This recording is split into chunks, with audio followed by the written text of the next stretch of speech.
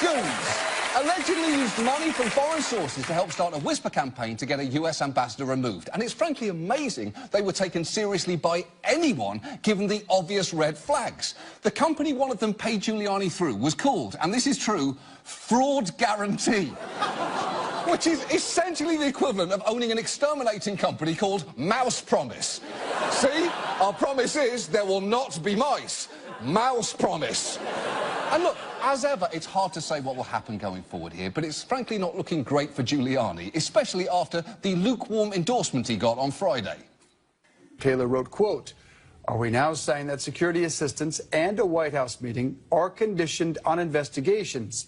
Sondland responded, "Call me." Call me. That is not a good response. It honestly would have been less damning if Sondland had added, because I'm horny, and I want you to talk me off, even though I'm your boss. That's the misconduct I'm engaged in right now, not anything else. Eggplant emoji.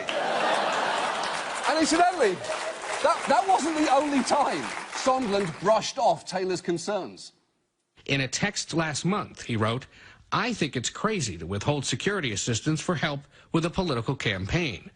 But Gordon Sondland disagreed, saying, "I believe you are incorrect about President Trump's intentions. No quid pro quos of any kind." He suggested taking the conversation offline. Yeah, specifically, he said, "I suggest we stop the back and forth by text." And when you are that concerned about not leaving a paper trail in your conversation, it's just inherently suspicious. If you texted someone, "Have you ever masturbated in the lawn care aisle at Home Depot?" and they responded with, "I suggest we stop the back and forth by text," you pretty much have your answer right there. A lot of information is tumbling out into the open now thanks to this inquiry, and none of it is good for the White House. It was just confirmed today that a second whistleblower with first-hand knowledge of Trump's Ukraine dealings spoke to the Inspector General. Meanwhile, other White House staffers are now voicing broader concerns about the president's whole approach to diplomacy. A piece in the Washington Post this weekend chronicles President Trump's conversations with other world leaders. Often they leave his aides genuinely horrified. Yeah, it's true. According to the story, Trump pestered Shinzo Abe to help recommend him for a Nobel Prize, was obsequious and fawning to Vladimir Putin, and in a call with Xi Jinping, repeated numerous times how much he liked a kind of chocolate cake. And while that last one sounds dumb, at least "I like chocolate cake" is a unifying message. The president might be a racist foghorn wrapped in old fried chicken skin, but as far as chocolate cake is concerned, he is us and we is him. Unless, of course, you don't like chocolate cake, in which case just feel free to brick yourself up into a wall. And look, you fucking monsters.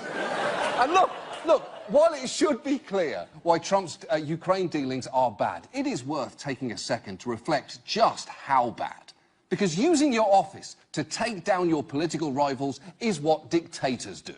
Trump asking China and Ukraine to do that should really bother us. The only question is, will Republicans care? And many seem to be trying very hard to avoid commenting, maybe because when Marco Rubio did comment, it didn't exactly go well. Do you think it's okay for President Trump to ask China to launch an investigation of Joe Biden and Hunter Biden? I don't know if that's a real request or him just needling the press, knowing that you guys were going to get outraged by it. I don't think it's a real request. I think he did it to gig you guys. I think he did it to provoke you to ask me and others and get outraged by it. Like I said, I mean, he plays it like a violin and everybody falls right into it. That's not a real request.